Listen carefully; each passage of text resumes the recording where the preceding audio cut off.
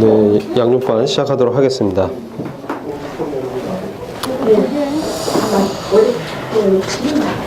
주님 감사합니다. 오늘 주님께서 또 예배와 말씀 가운데 임재해 주시고 저희들에게 정말 하나님의 또 사랑을 또 은혜를 일깨워 주신 것을 감사합니다. 저희들이 참으로 딱딱해지고 이 타성이 식기 쉬운 그러한 자들을 주님의 영과 또 주님의 계시의 정신을 더해 주셔서 하나님의 말씀의 오묘한 뜻들을 밝히 이해하고 생활 가운데 저희들이 적용해서 주님이 기쁘게 하는 자들로 참 성장하기를 간절히 기도합니다. 이 시간에 주의 성령께 부탁드리오며 주 예수 그리스도의 귀하신 이름으로 기도했습니다. 아멘. 네. 안녕하세요. 안녕하세요. 예. 오늘은 15가입니다. 속죄에 대해서 지난 시간에 이어서 말씀을 드리고자 합니다. 지난 시간에 저희가 이 속죄의 원어적 의미를 함께 살펴봤습니다.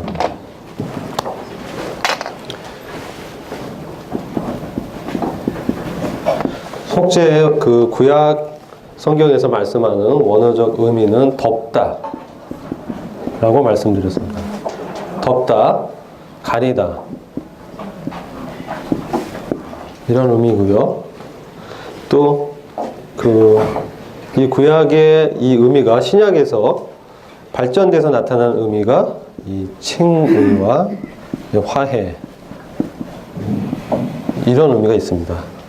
속죄의 의미에서 발전돼서 신약에서 속죄로만은 부족하지만 그리스도의 대속 사역을 이해하는데 그 연장선상에서 칭의와 화해의 의미까지 우리가 속죄로 이해를 해야 된다 그런 말씀을 드렸습니다. 그리고 이게 히브리 말로는 가파르라고 합니다. 카파로는 가파르라는 건데 이런 의미가 있다 말씀을 드렸습니다. 그리고 저희가 창세기 노아의 홍수 때 만든 방주에 물이 들어오지 않도록 역청을 바르는 거, 역청을 발라서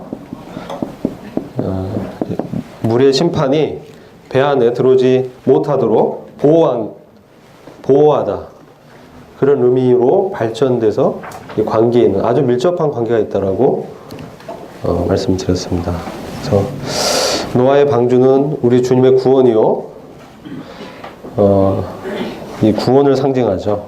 주님의 구원을 상징하고 있는데 이 구약 성경이 신약의 이런 모형으로 이 예화로 잘 신학적 의미를 설명해 주고 있다고 생각이 됩니다. 이거 참조하시고 말씀의 의미를 묵상할 때 도움이 되었으면 합니다.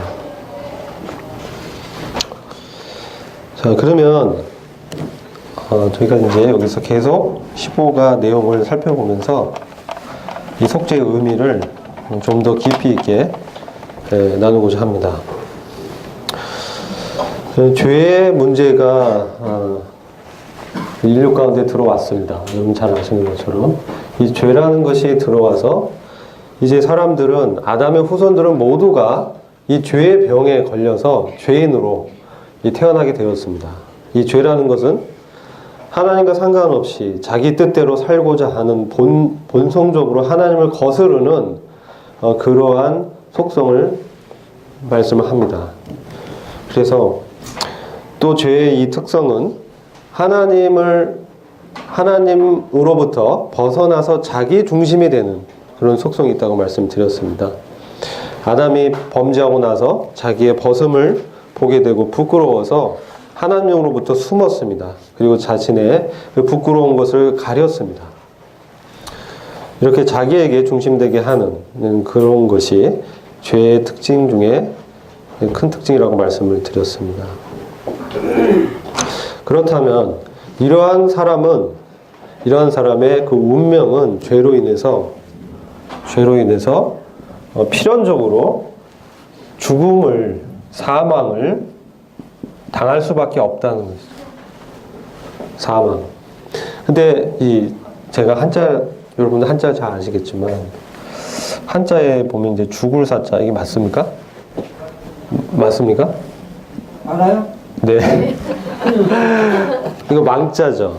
네. 그러니까 사망의 의미는 이 죽음으로 끝난 거 플러스 멸망하는 겁니다. 멸망.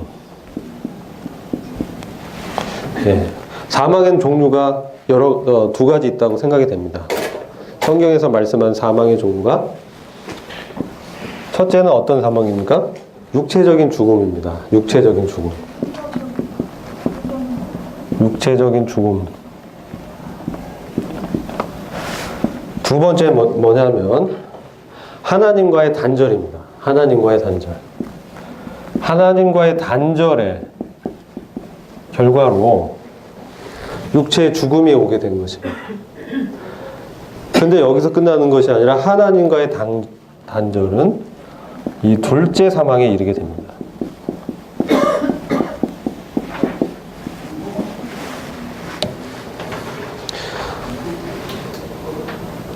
우리가 죽는 것은 이미 정해졌다고 말씀하고 있는데 죽음에서 끝나지 않고 그 이후에는 심판이 있다고 성경에서 가르치고 있습니다. 그 심판의 결과 하나님과 영원히 분리되는 둘째 사망의 형벌을 받도록 돼 있다는 것입니다. 이게 인간의 필연적인 운명입니다. 앞으로 이 시간에는 복음과 구원론에 대해서 저희가 좀 배우게 되는 것입니다. 쭉 보면 교과 과정도 다 그런데 전반에 있는 것은 종말론적 하나님의 경륜적인 차원에서 보았고 후반에는 이제 구원론 쪽에 좀 더 포커스가 되어 있습니다.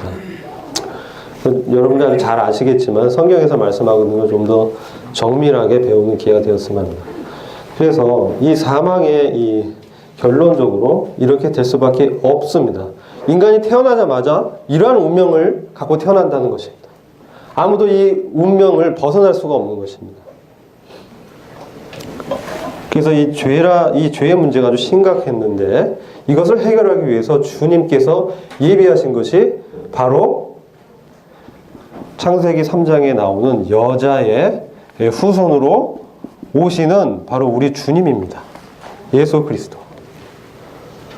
오직 이분만이 이 죄의 문제를 완전히 해결하실 수 있는 유일한 소망이 되는 것입니다. 죄가 바로 하나님과의 단절을 가져왔기 때문에 아무도 사람으로서는 이 문제를 해결할 수가 없습니다.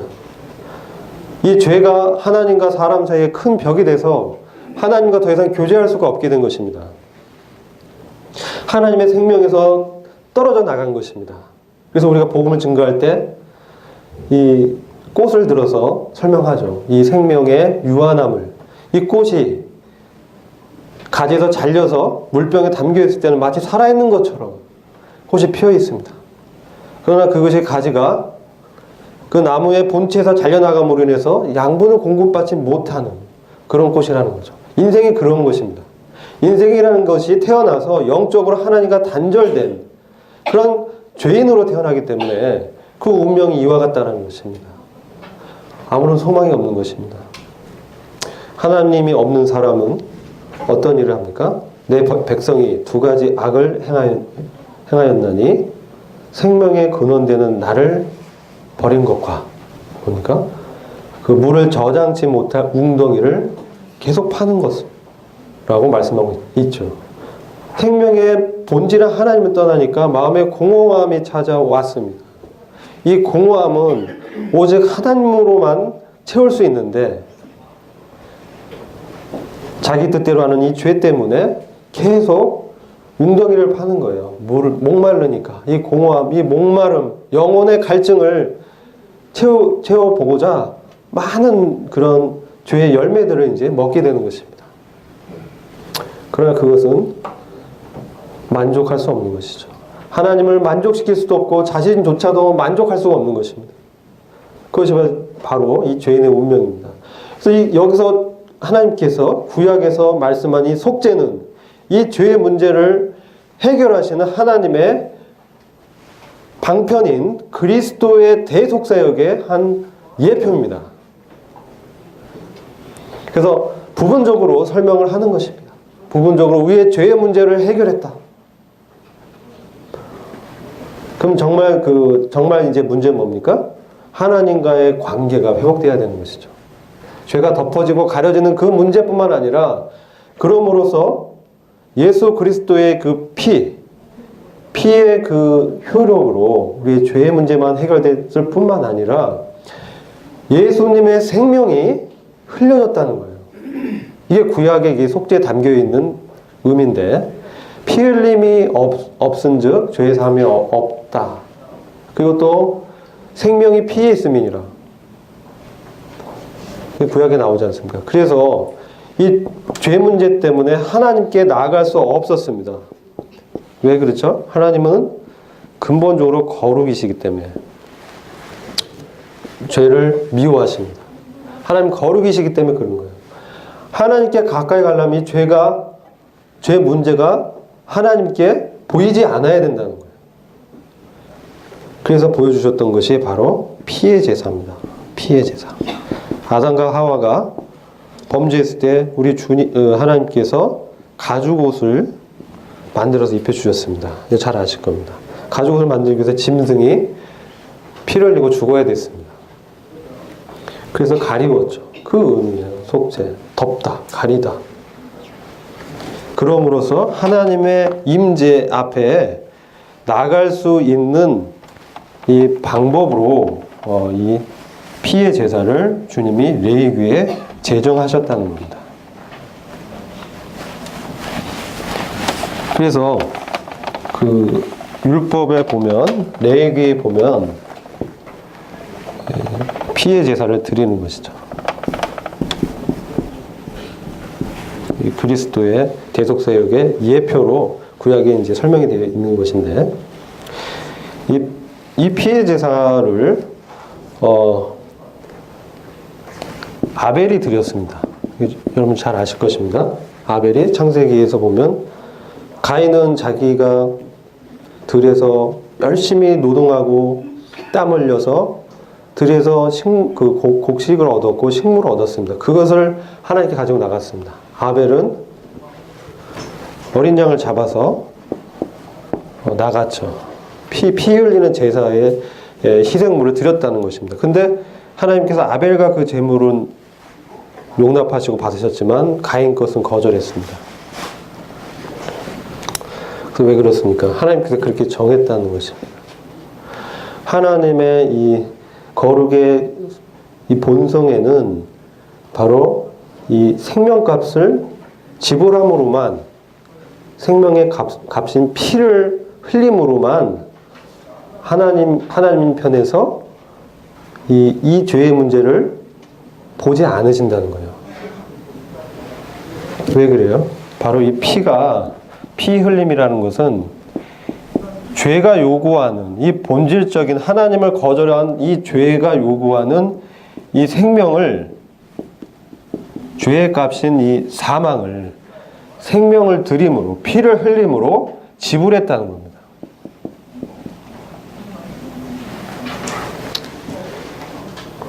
그래서 이 피가 이 죄를 덮어버리고 하나님 앞에서 가리운 것이 가파르라는 뜻이라는 거예요.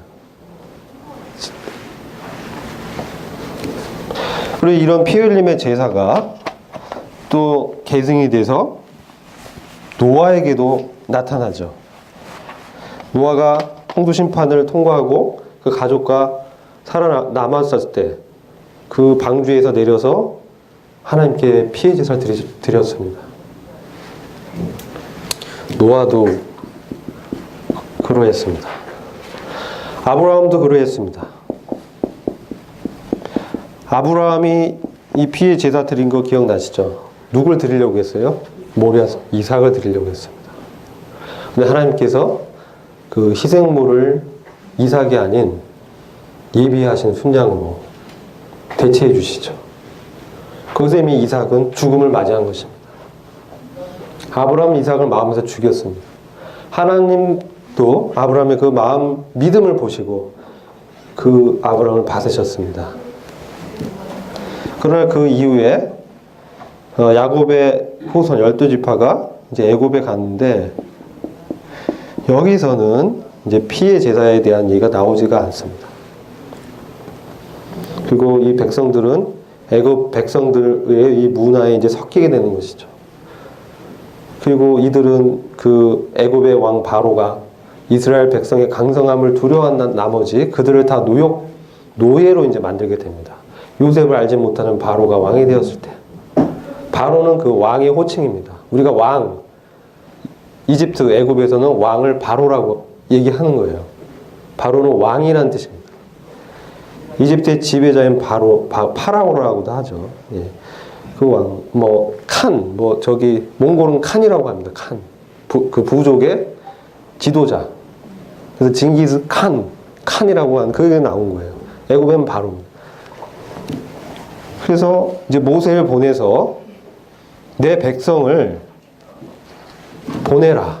그래서 광야에서 나에게 뭘 드리라고 명령하십니까? 제사를 드릴 수 있도록 내 백성을 보내라고 이제 하나님께서 모세를 통해서 바로에게 명령하십니다. 거기서 이제 그 제사를 드리는 것이 다시 나오는 것이죠. 그리고 이스라엘 백성이 애굽에서 이 제사를 광야가 아니라 애굽에서 드리는 것이 나오는 게 뭡니까? 유월절입니다. 유월절 이제 제정되면서 유월절 어린 양을 이 피를 흘리는 그 제사를 드린 것입니다. 유월절 어린 양을 잡아서 문설주와 임방의 발음으로 문설주와 그 임방에 이 피를 발랐어요. 유월은 뭡니까? 담을 넘어가다는 뜻이에요. 하나님의 죽음의 천사가 문설주와 임방에 발려진 이 어린 양의 흘린 피를 보고 넘어갔다는 겁니다. 바로 뭡니까? 죄의 그 피의 심판, 장자를 죽이는 이 심판에서 장자는 그 가족의 대표잖아요. 그를 죽인다는 가족을 다 죽인다는, 가족의 운명을 얘기해 주는 거예요. 하나님의 심판이 그렇다는 겁니다. 근데 이 안에 들어온 사람은 보호를 받았다는 거죠. 가려졌습니다.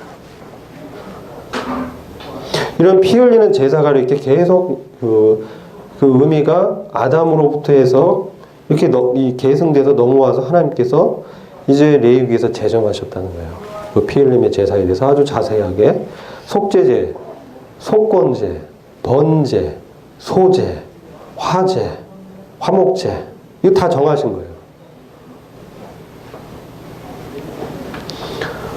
근데 물론 이제 소제는 피는 아니고 곡물을 빻아서 태우는 그런 제사죠. 그러니까 번제, 화목제, 속죄제, 속건제는 피 흘림이 다 있습니다.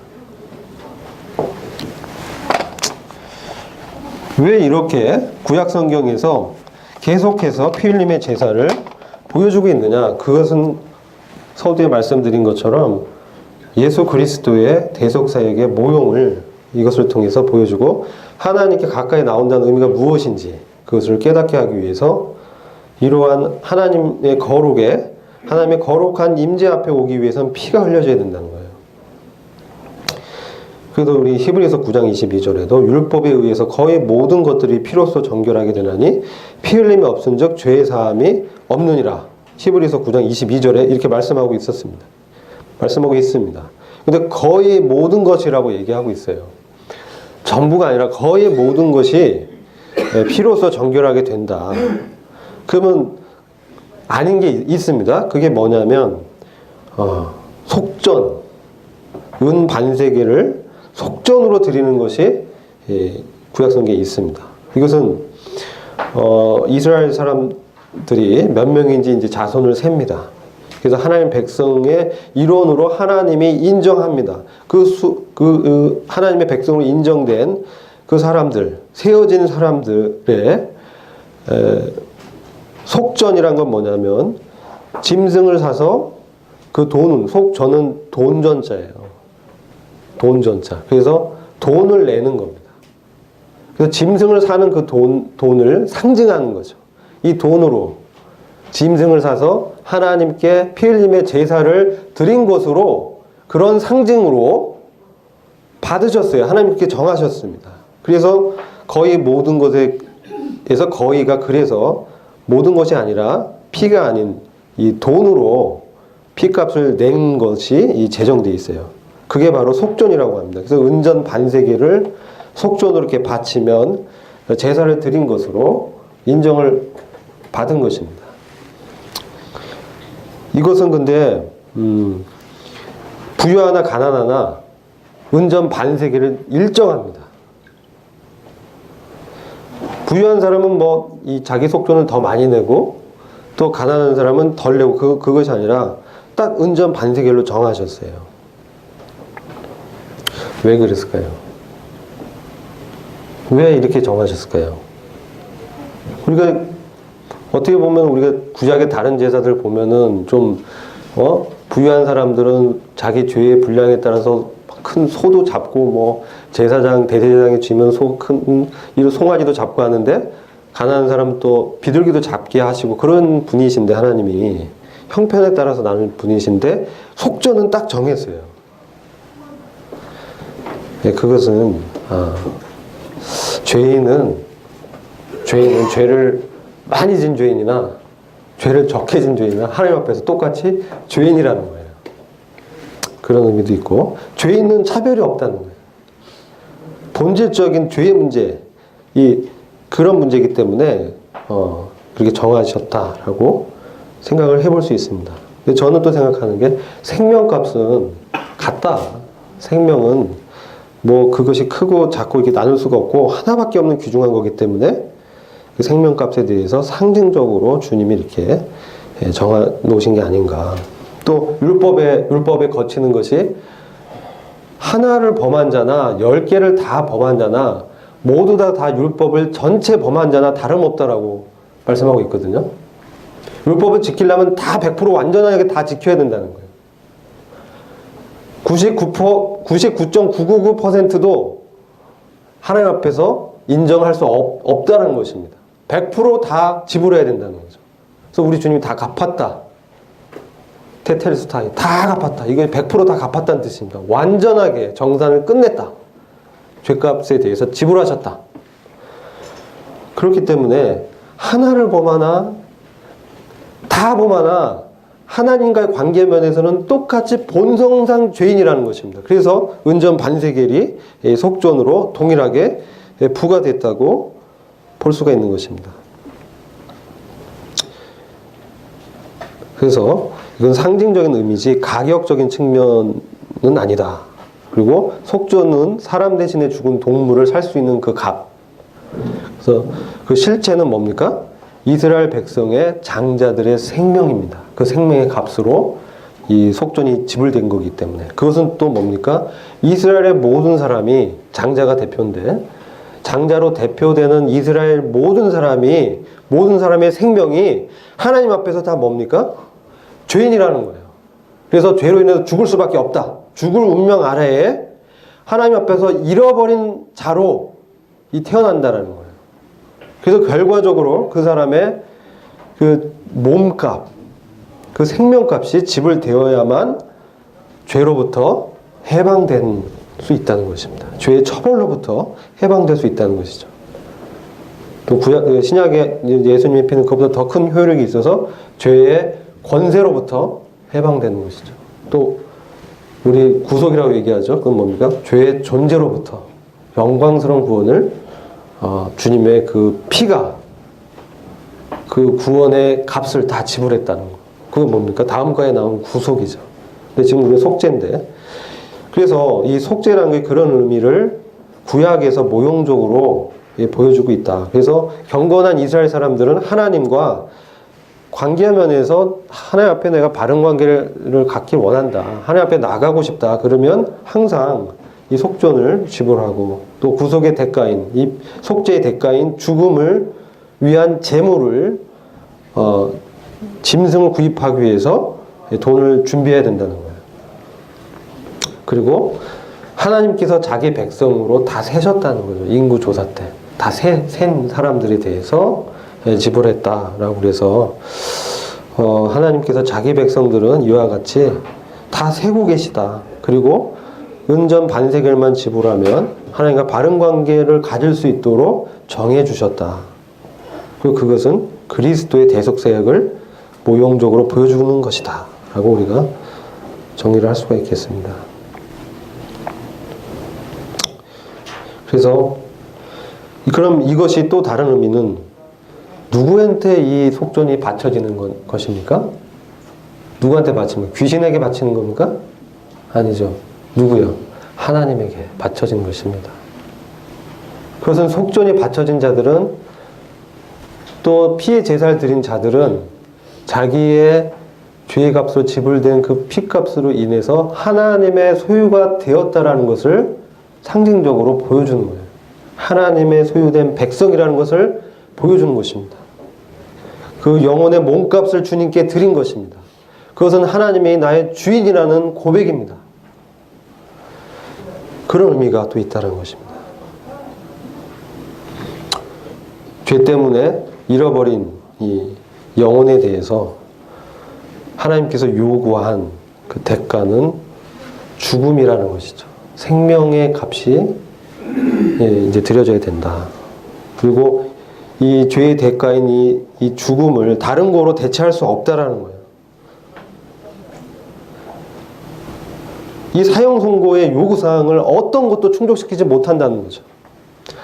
생명만으로만, 피를 흘림으로만, 또 생명을 내어주는 것으로만 그 대가가 지불될 수 있다는 것입니다. 이게 성경을 관통하고 있는 피의 교리입니다. 피의 교리. 그래서 이것이 결국은 신약에 넘어와서 요한복음 19장 34절에 가서 십자가에서 완성이 되는 겁니다. 그래서 주님 그리스도의 귀중한 피, 그것을 보여주고 있는 것이죠. 그래서 구약의 희생제사의 실체와 모형은 바로 그리스도의 피입니다. 그래서 이것은 구약의 희생제사를 드리면서 그들은 누구를 기다립니까?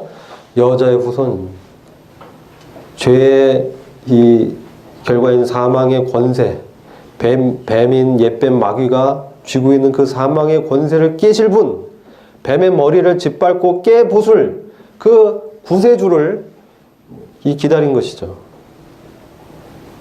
그 희생제사를 드리면서 내가 또 죄를 졌구나, 또 짐승 잡아야지, 또 죄를 졌구나, 또 짐승 잡아야지.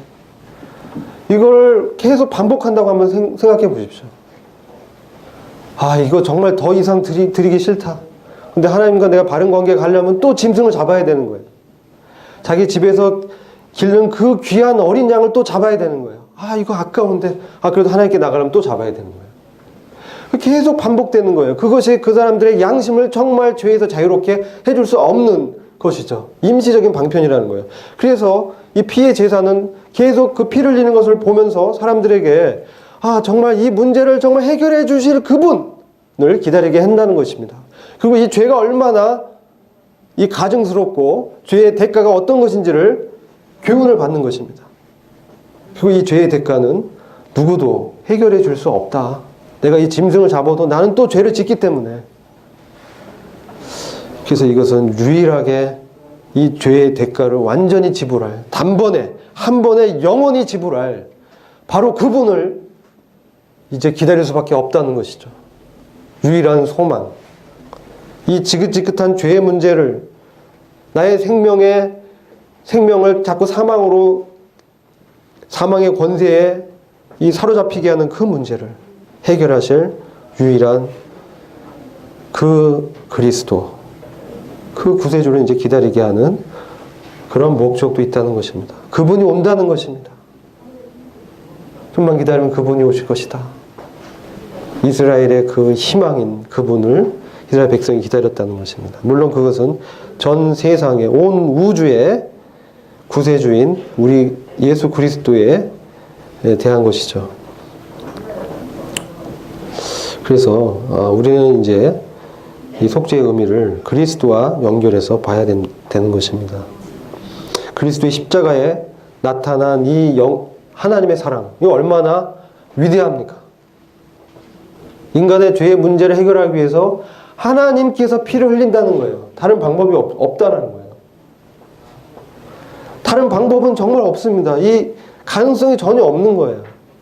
하늘을 쳐다봐도 없고 땅을 쳐다봐도 없고 내가 속한 이 세상에, 이 우주에 이 문제를 해결할 방법이 없었다는 거예요. 그래서 사도 요한이 요한계시록 5장에 가서 이 죄의 문제를 해결할 구세주가 없다라는 사실을 보고 슬피 울었다라고 기록되어 있습니다. 그러니까 뭐라고 얘기하고 있어요? 유대지파의 사자 다윗의 후손이 이겼다, 이렇게 말씀하고 있습니다. 죽음으로, 피를 흘림으로 이기신 바로 그 주님, 그 주님은 바로 하나님의 유일한 의로우심이라는 겁니다. 하나님의 의의 본체, 하나님의 의로우심을 나타낼 유일한 분, 바로 예수 그리스도, 하나님의 의가 어떤 것인가를 우리에게 보여주는 유일한 분이라는 겁니다. 이 죄의 문제는 결국은 하나님 앞에 나가는 사람들을, 결국은 신약적으로 보면 죄를 해결할 뿐만 아니라 우리에게 의를 주시기 위해서입니다. 이게 본질입니다. 속죄는 여기까지 흘러간 구약적인 개념입니다. 이걸 뭐라고 합니까? 칭의라고 하는 것입니다.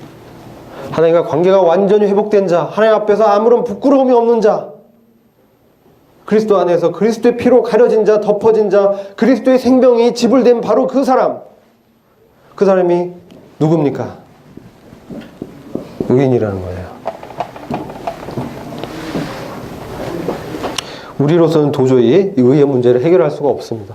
하나님 앞에는 오직 의인만이 나아갈 수 있는데 죄는 안 되잖아요. 죄가 가려진, 그리스도 안에 있으므로 죄가 가려지고 죄의 문제가 하나님 앞에서 해결된 사람, 그 의인만이 하나님 앞에 나갈 수 있는 것입니다. 세상 사람들은 인간의 운명을 받아들이지 않습니다. 그들의 참된 운명, 그들의 죽음에 있을 그 멸망에 대해서 그들은 무시합니다. 마치 자기들은 그것과 상관없는 자인 것처럼, 마치 영원히 살 것처럼, 자기에겐 죽음이 임박하지 않은 것처럼 그렇게 자기를 최면을 걸면서 믿으면서 살아가고 있는 것입니다. 그도 갑작스러운 사고로 죽었을 때 그들은 하나님 앞에 서게 되고 그들의 운명이 지옥 영원한 멸망이요 형벌 가운데 떨어질 것이라는 그 사실을 그때 가서야 깨닫게 될 운명에 있는 것입니다. 애써 눈을 감고 보지 않으려고 하는 것입니다. 그러나 정말 하나님의 영으로 우리가 회개하게 되고 우리가 얼마나 부패한 존재고 우리에겐 전적으로 가능성이 없다는 것을 인정하고 하나님의 의를 받아들일 수밖에 없는 죄인이라는 사실,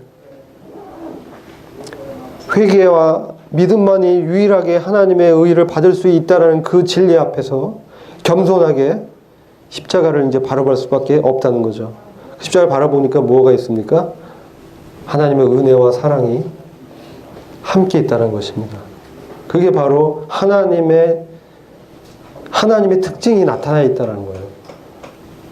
그래서 시편 85편 10절에 긍휼과 진리가 함께 만나고 의와 화평이 서로 입맞춥니다. 이런 말씀이 있습니다. 십자가에 긍휼과 진리가 함께 만난 것입니다.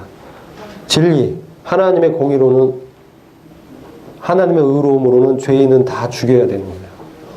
근데 하나님의 긍휼, 하나님의 화평, 하나님의 사랑에서는 죄는 미워하되 죄인은 사랑하셨다는 거예요. 그겁니다. 하나님 편에서는 죄는 정말 증오하시는데 죄인은 사랑하신 거예요. 죄와 죄인을 분리할 수밖에 없다는 거예요. 그게 십자가입니다. 십자가에서 죄와 죄인이 분리돼 버려요. 왜? 예수님이 우리의 죄가 되셨기 때문에, 저주가 되셨기 때문에 십자가에 달린 그 그리스도 안에 있는 자들은 예수님이 모든 죄를 다 가져가셨기 때문에 하나님 편에서 뭡니까? 의롭게 여김을 받은 거예요. 하나님 편에서는 그런 거예요. 믿음은 하나님의 관점을 우리 것으로 여기는 것입니다. 그래서 이와 같이 십자가에 나타난 그 사랑, 대신 속죄라고 다른 말로 얘기를 할 수 있습니다. 대신했다. 우리를 대신하셨다. 그리고 원래 이제 속죄란 말은 신약에서는 속죄라고 번역하면 안 됩니다. 그래서 화목 또는 달래다, 깨끗하게 하다, 이렇게 이제 이게 더 신약적인 그 의미를 더 나타내는 그 해석입니다. 그래서 하나님께서 우리 주님을 나무 위에 달린 자는 저주를 받은 것이다. 유대인들은 받아들일 수가 없는 거예요, 예수님을. 왜요? 유대인의 율법에서 나무 위에 달린 건 저주인 거예요. 근데 어떻게 예수님이 나무 위에 달려 있는데 그분이 자기들의 메시아라고 인정할 수 있겠습니까? 도대체 그건 받아들일 수 없던 것이죠. 헬라인들, 이방인들에게는 어떻게 그 하나님의 아들이라는 분이 죽었냐는 거예요. 그것도 비참한, 강도 강간, 아주 죄질의 악질님만 처형하는 십자가에 못을 박아버렸다는 거예요. 이해할 수 없는 거죠. 그 이방인의 지혜로는 도저히 받아들일 수 없었고, 유대인의 율법으로도 그건 저주인데, 그 안에 하나님의 사랑이 있었고 하나님의 진리가 있었다는 것입니다. 그래서 그분의 피는 그분의 생명을 나타내는 것이고, 주님의 생명이 많은 사람들의 대속물로 지불됐다는 것입니다. 그래서 주님은 피를 흘림으로 자기 생명을 우리에게 나눠주시기 위해서 오셨다는 거예요. 흠없는 어린 양으로 오셨다는 것입니다. 그리스도의 죽음이 우리의 악을, 우리의 죄를 동이서에서 먼 것처럼 멀리 치워버렸습니다. 그리고 율법을 온전하게 다 이루시고 지키시고 우리에게 그분의 생명을 우리 것으로 주신 것입니다. 그리고 우리가 서 있는 이 의의 토대를 이루어 주셨습니다. 우리가 서 있는 이 의는 바로 그리스도 안에 있는 믿는 자들에게 호의로 베푸신 은혜로 하나님의 의로 여기심이 우리에게, 이걸 다른 말로 정가라고 하는데, 하나님의 의가 정가된 것입니다. 믿는 자를 의롭게 여기시는 하나님께서 그리스도 안에 있는 우리들에게 하나님의 의를 주신다는 그런 의미입니다. 우리는 이 주님의 의로운 생명을 의심할 수 없습니다. 다만 우리가 확인할 수 있고 확언할 수 있는 것은 그분의 복종과 헌신은 빌립보서 2장에 나타나는 그분의 낮아지심과 십자가에 죽기까지 복종하신 그것은 모세의 율법을 초월한 이 우주에서 가장 위대한 의라는 것이에요. 율법으로는 도달할 수 없는, 정말 하나님을 사랑하는 마음을 우리한테 생명으로 주셨다는 것입니다. 율법은 우리에게 짐이 되지만 주님의 생명은 우리에게 자발적으로 주님을 사랑할 수 있게 하신다는 거예요. 그래서 우리를 누구로 만들어 주셨습니까? 우리를 율법의 저주로부터 구원하시고 주님은 우리를 위해서 저주가 되셨습니다. 그래서 우리를 하나님의 아들들로 만들어 주셨다는 거예요. 하나님의 아들들. 예수님이 하나님의 아들이신데 하나님의 아들의 생명을 받은 우리도 하나님의 아들들이 되었다는 것입니다. 율법 자체에서 우리가 저주에서 해방받았다는 진리가 우리에게 어떤 의미가 있습니까? 우리는 율법의 그 의무와 책임에서 벗어났다고, 참 자유를 얻었다고 얘기합니다. 그런데 이 성경에서 말씀하는 것은 우리는 율법 아닌 그리스도의 법을 따르는 자라는 거예요. 그리스도의 법. 그것은 더 율법보다 더 상위에, 더 고상하고 더 높은 그런 수준에 있는 법입니다. 옛날에는 의무감으로 하나님 섬기고자 했지만 이제 자유롭게 예수님의 생명으로 예수님을 사랑해서 섬길 수 있게 됐다는 거예요. 비교할 수 없는 법이죠.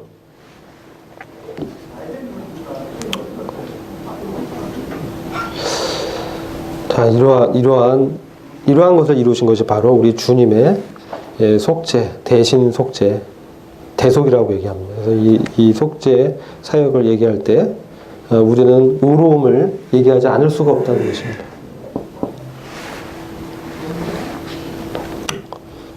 자, 이제 주님의 의를, 주님의 생명을, 주님의 용납하신가 주님의 은혜를 받은 우리는 하나님의 아들들이 되었습니다. 이제 우리는 그리스도를 삶의 규칙과 규범으로 여기고 성령의 법으로 이제 사는 정말로 새로운 피조물이 된 것입니다. 새로운 창조물이 된 것입니다. 자, 우리가 그럼 어떠한 자로 살아가야 되는가? 그것을 우리가 생각해 보면서 과거에 우리가 어떤 채무감이나 부담으로 내 의무로 섬기는 것에서 벗어나서 참 하나님을 사랑하고 정말 하나님이 싫어하기 때문에 죄도 나도 싫어하게 되는 거예요. 하나님이 꺼려하기 때문에 나도 꺼려하게 되는 거예요. 내가 사랑하기 때문에 그분의 관심이 내 관심이 되는 거예요. 그러니까 죄에 대해서 점점 멀어져 가는 것입니다. 자꾸 내 안에서 주님의 생명이 말씀하십니다. 주님의 말씀이 기억납니다. 이 지긋지긋한 죄에서 우리를 완전히 해방시킬 그날이 다가오고 있습니다. 정말 영광의 그 몸을 입고 주님과 같이 될 그날이 다가오고 있습니다. 그때는 정말 원 없이 사랑하실 수 있을 것입니다. 지금 우리 육체의 그 힘의 한계와 제한 때문에 그건 우리의 연약이죠. 우리 연약을 초월해서 나타나는 그리스도의 생명이 있습니다. 주님이 오시면 이것이 정말 완전하게 나타날 것입니다. 우리의 능력을 초월하는 그리스도의 권능이 우리를 사로잡을 그날, 지금 이 땅에서도 그 권능에 사로잡혀서 우리가 살아가기를 참으로 원합니다. 형님들 중에서 기도해 주시고, 이 문제 4개 있는데요. 백사님의 문제를 주중에 한번 풀어보시기 바랍니다. 다음 주에는 구속에 대해서 살펴보고자 합니다. 구속 한번 읽어오시면 감사하겠습니다. 형님들 중에 기도해 주시고 마치도록 하겠습니다.